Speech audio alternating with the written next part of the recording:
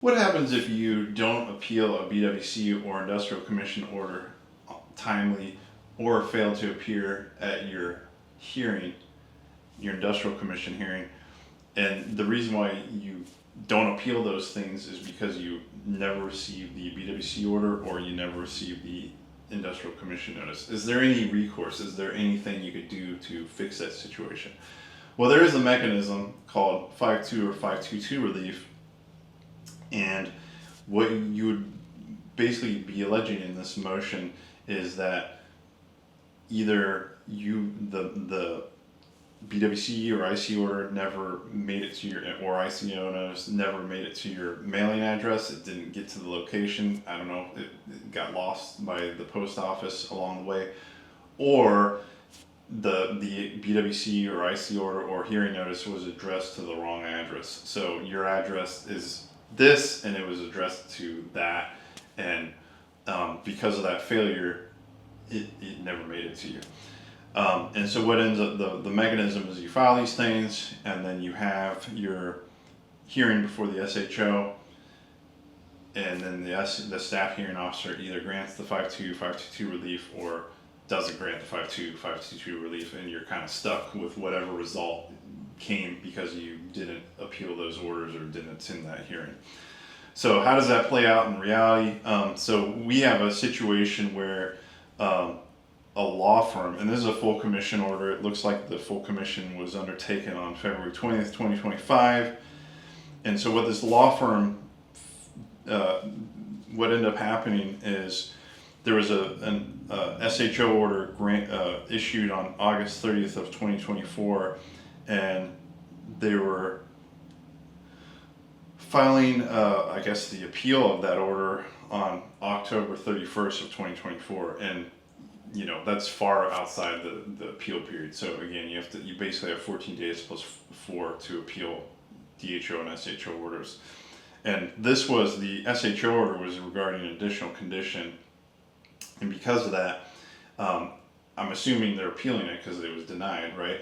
So if you don't appeal the SHO order, then you don't get a refusal order, and if you don't get a refusal order, you can't file your denied condition to, you know, the court of common pleas in the county where the injury occurred, and so you're stuck. Your claim is forever in this situation. It looks like it was disallowed for a right shoulder rotator cuff tear, and that might, you know, you might need to file that to the jury court, you know, to the jury, to get this, present your denied condition, and see if you get additionally allowed before the court of common pleas. But because this was not appealed timely, you know, then that's not going to happen. So this law firm is submitting 5.2.2 relief, and so it went before this full commission, and the full commission basically said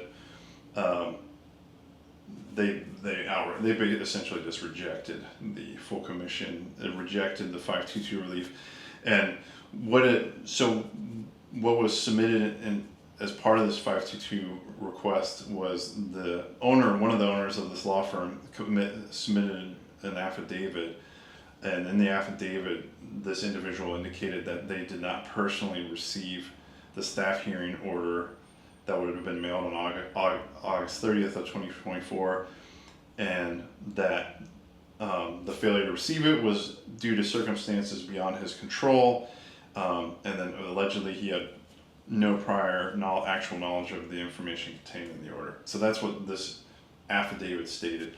And what the full commission, the reason why they denied the 5.2.2 relief is because the affidavit didn't address, you know, whether or not the law firm received written notice of the order. So perhaps if in the affidavit the owner of the company or this law firm would have said, I don't know, maybe this would have get a different result, but in the affidavit he would have said, my law firm didn't get notice, then maybe they would have granted it, is what they're kind of stating. I'm not really sure, but the affidavit didn't really address that, if that in fact was the case, i.e. his law firm didn't get it. He just said, I didn't personally get it, and then he didn't indicate in the affidavit how mail was handled, how incoming mail was handled by the law firm, or what efforts were undertaken to ascertain whether or not notice was received. So because the affidavit didn't address those points,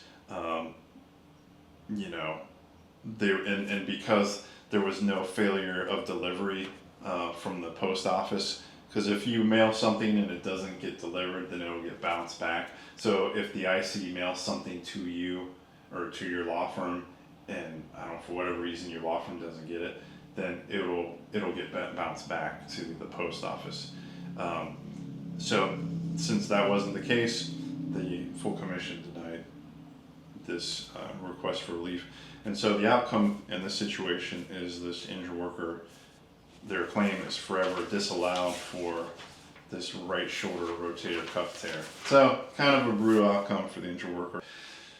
As always, please do consult with an attorney or multiple workers' comp attorneys when you get a work injury. Don't do this stuff on your own. It's just, there's too much things that can happen that could be really bad. So anyways, this has been Kip from Malik.